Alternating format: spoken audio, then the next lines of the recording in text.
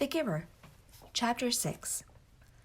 Lily, please hold still, Mother said again. Lily, standing in front of her, fidgeting impatiently. I can tie them myself, she complained. I always have. I know that, Mother replied, straightening the hair ribbons on the little girl's braids. But I also know that they're constantly coming loose, and more often than not, they're dangling down your back by afternoon. Today, at least, we want them to be neatly tied and to stay neatly tied. I don't like hair ribbons. I'm glad I only have to wear them one more year, Lily said irritably. Next year, I get my bicycle too, she added more cheerfully. There are good things each year, Jonas reminded her. This year, you get to start your volunteer hours. And remember last year when you became a 7? You were so happy to get your front button jacket. The little girl nodded and looked down at herself, at the jacket with its row of large buttons that designated her as a 7. 4s, 5s, and 6s all wore jackets that fastened down the back so that they would have to help each other dress and would learn interdependence. The front button jacket was the first sign of independence, the first very visible symbol of growing up. The bicycle at 9 would be the powerful emblem of moving gradually out into the community, away from the protective family unit. Lily grinned and wriggled away from her mother. And this year you get your assignment, she said to Jonas in an excited voice. I hope you get pilot and that you take me flying. Sure I will, said Jonas. And I'll get a special little parachute that just fits you, and I'll take you up to, maybe 20,000 feet and open the door and... Jonas, Mother warned. I was only joking, Jonas groaned. I don't want pilot anyway. If I get pilot, I'll put in an appeal. Come on, Mother said. She gave Lily's ribbons a final tug. Jonas, are you ready? Did you take your pill? I want to get a good seat in the auditorium. She prodded Lily to the front door, and Jonas followed. It was a short ride to the auditorium, Lily waving to her friends from her seat on the back of Mother's bicycle. Jonas stowed his bicycle beside Mother's and made his way through the throng to find his group.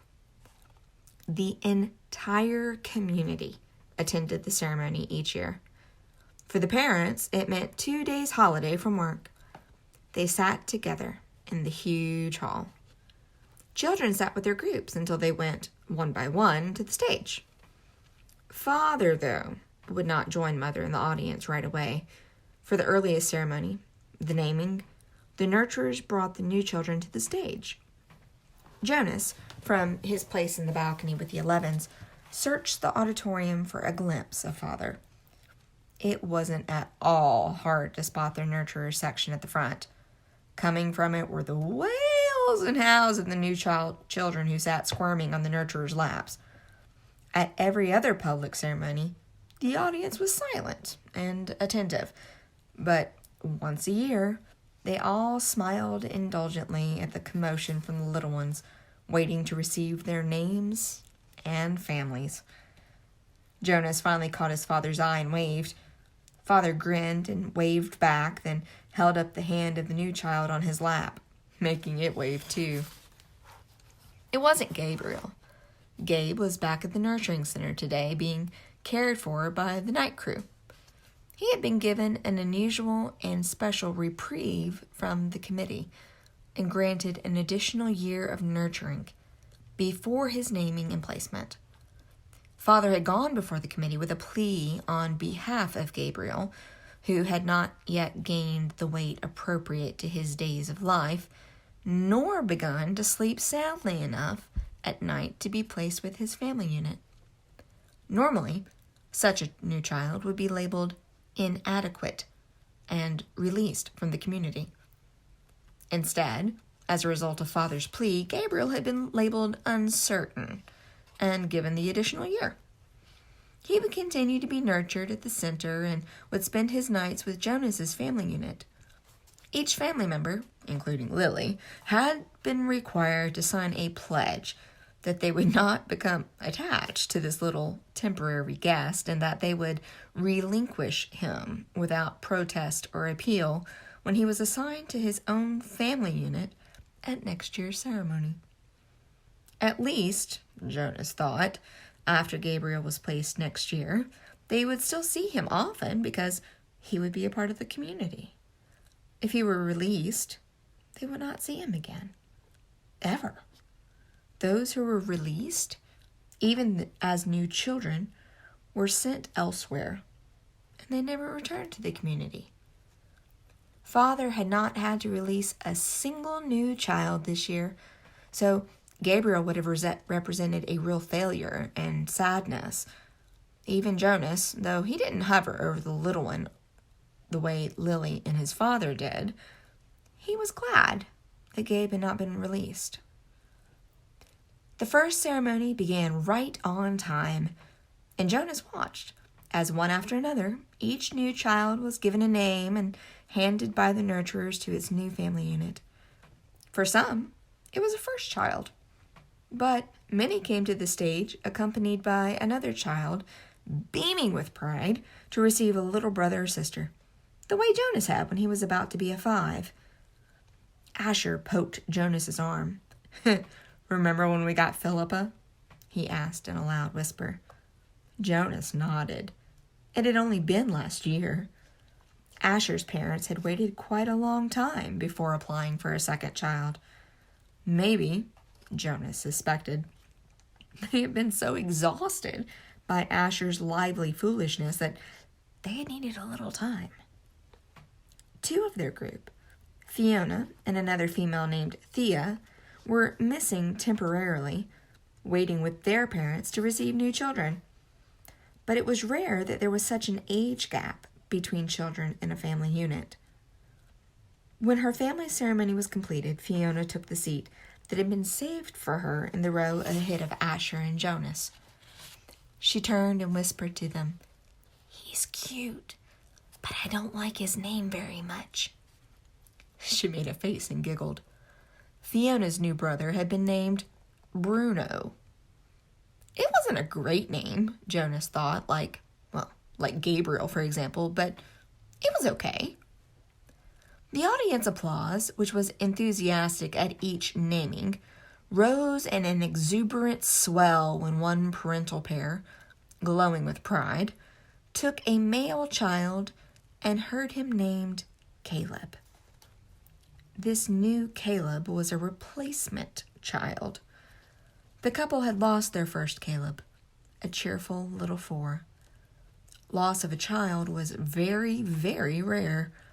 The community was extraordinarily safe, each citizen watchful and protective of all children. But somehow the first little Caleb had wandered away unnoticed and had fallen into the river.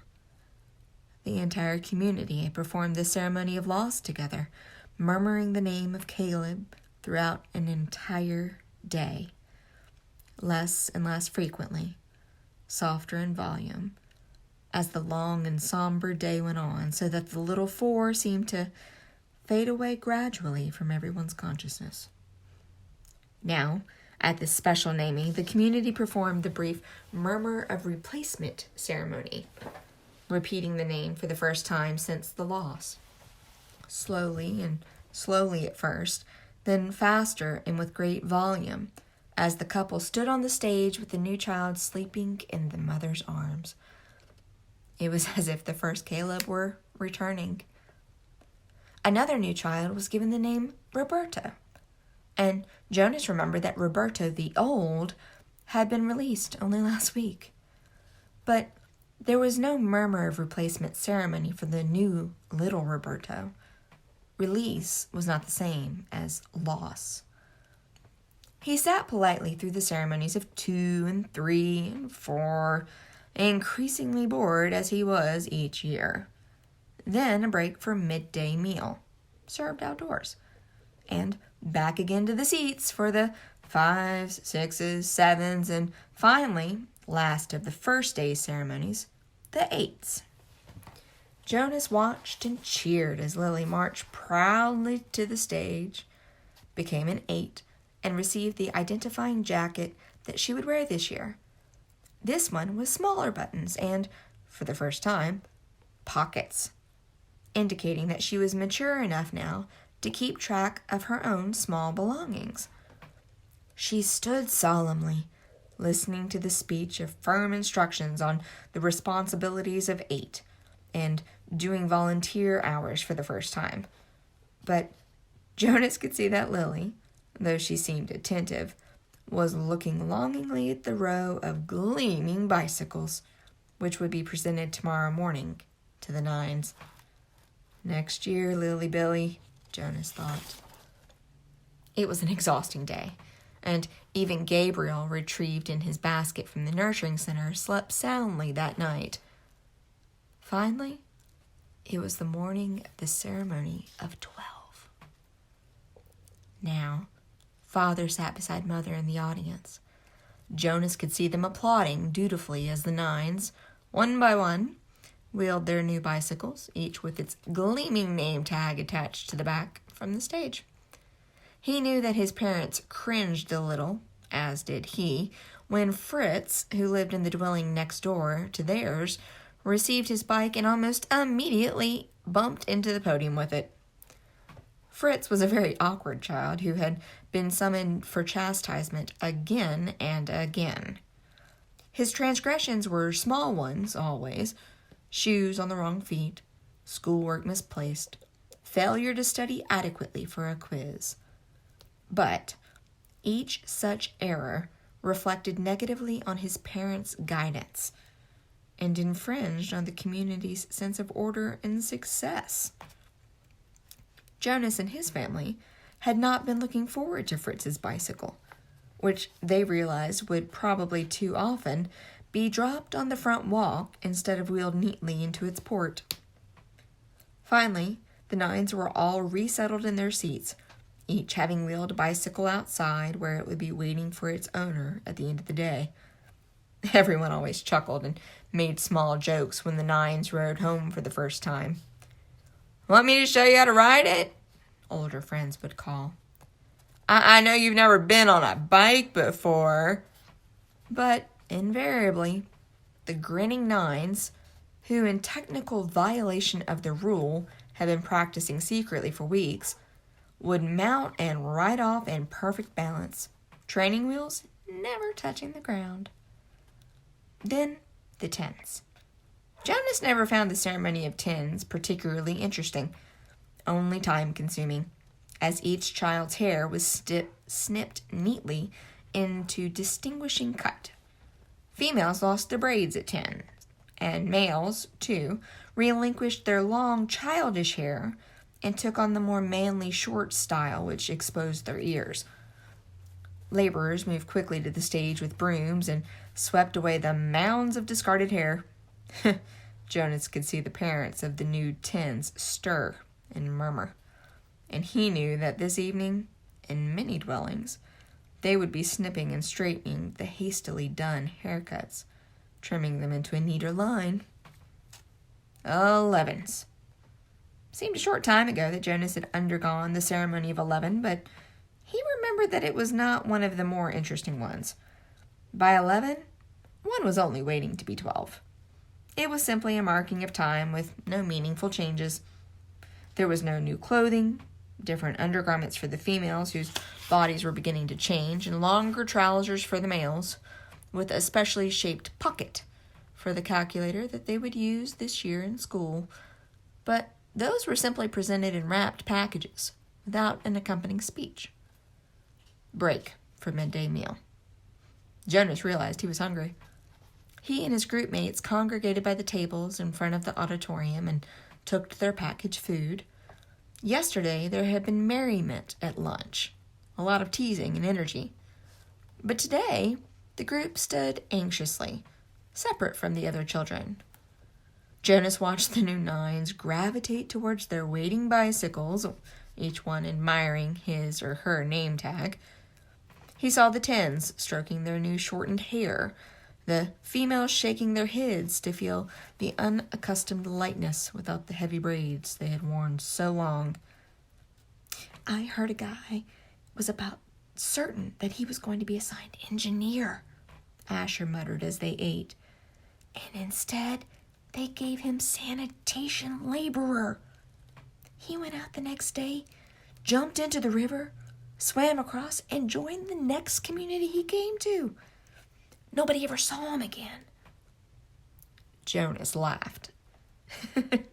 Somebody made up that story, Ash, he said. My father said he heard that story when he was 12. But Asher wasn't reassured.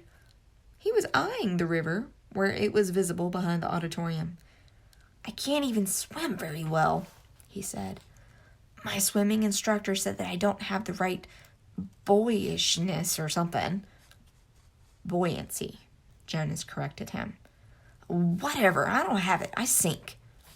Anyway, Jonas pointed out, have you ever once known of anyone, I mean really known for sure, Asher, not just heard a story about it, anyone who joined another community?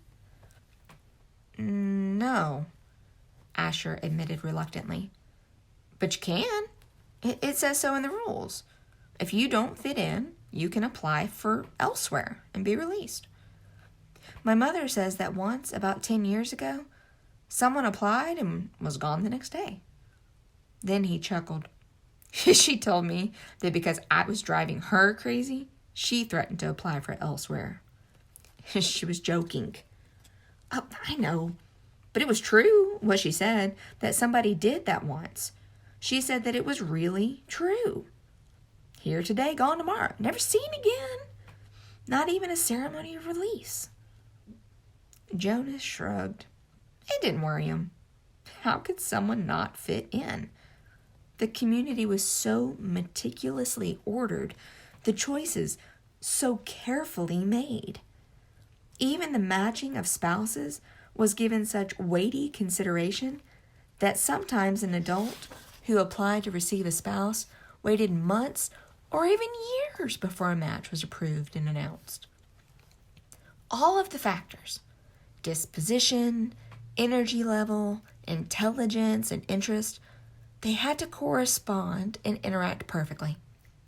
Jonas's mother, for example, had higher intelligence than his father, but his father had a calmer disposition. They balanced each other out. Their match, which, like all matches, had been monitored by the committee of elders for 3 years before they could apply for children, and it had always been a successful one. Like the matching of spouses and the naming and placement of new children, the assignments were scrupulously thought through by the committee of elders. He was certain that his assignment, whatever it was to be, and Asher's too, would be the right one for them. He only wished that the midday break would conclude, that the audience would re-enter the auditorium, and the suspense would end. As if in answer to his unspoken wish, the signal came, and the crowd began to move towards the doors.